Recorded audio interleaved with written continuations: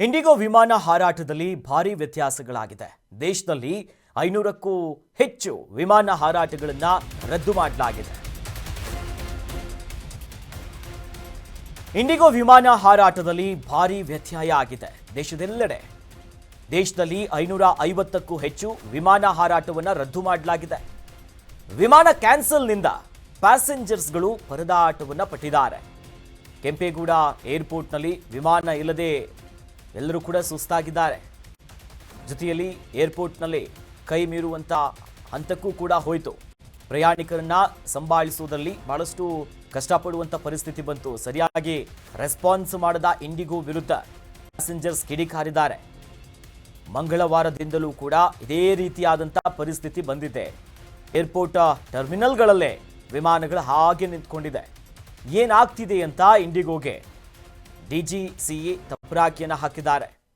ನೋಡಿ, ಇಡೀ ದೇಶದಾದ್ಯಂತ ಚರ್ಚೆಗೆ ಕಾರಣ ಆಗಿದೆ. ಕಳೆದ 2-3 ದಿನಗಳಿಂದ ಇಂಡಿಗೋ ವಿಮಾನ ಹಾರಾಟದಲ್ಲಿ ಸಡನ್ ಆಗಿ ವ್ಯತ್ಯಾಸಗಳಾಯಿತು.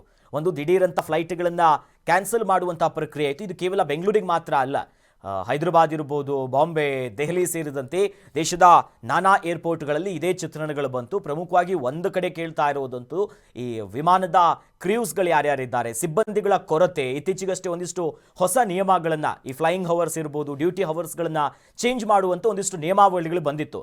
ಅದರ ವಿರುದ್ಧವಾಗಿ ಈಗ ಗರಂ ಆಗಿದ್ದಾರೆ ಅನ್ನೋದು ಒಂದು ವಿಚಾರ. ಬಟ್ ಅಧಿಕೃತವಾಗಿ ಇದೇ ಕಾರಣ ಅಂತ ಇನ್ನೂ ಕೂಡ ಹೇಳಿಲ್ಲ.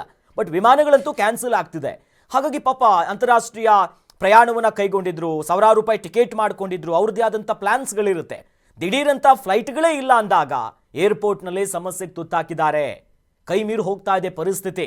ಬೆಂಗಳೂರಿನಲ್ಲಿ ನಾವು ನಿನ್ನೆನೇ ನೋಡಿದ್ವಿ, ಅಂತಾರಾಷ್ಟ್ರೀಯ ವಿಮಾನದಲ್ಲಿ, ಅದರಲ್ಲೂ ಕೂಡ ಟರ್ಮಿನಲ್ 1ರಲ್ಲಿ ಪಾಪ ಹೊರಗಡೆ ಬರೋದಕ್ಕಿಲ್ಲ, ಹೋಗೋದಕ್ಕಿಲ್ಲ, ಏನಾಗ್ತಿದೆ ಅಂತ ಸರಿಯಾಗಿ ಪ್ರತಿಕ್ರಿಯೆಯನ್ನು ಕೂಡ ಸಿಬ್ಬಂದಿಗಳು ಕೊಡ್ತಾ ಇಲ್ಲ ಅಂತ ಇಂಡಿಗೋ ಏರ್ಲೈನ್ಸ್ ವಿರುದ್ಧ ಆಗ್ತಿದ್ದಾರೆ.